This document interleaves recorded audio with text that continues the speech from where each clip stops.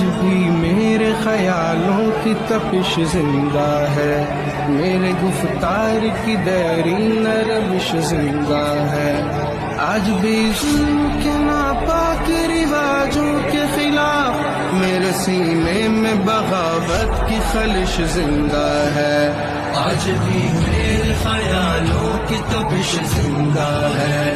آج بھی میرے خیالوں کی تپش۔ دیکھیے ہمارا آرٹیکل 20 ہمارا سنویدھان جو ہے نا یہ بہت پاورفل ہے، اسی سے ہمارا دیش چلتا سب کو پتا ہے، اور ہمارے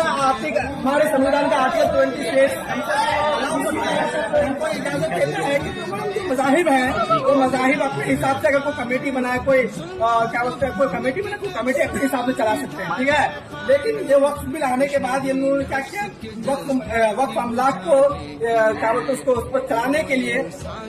غیر مسلموں کو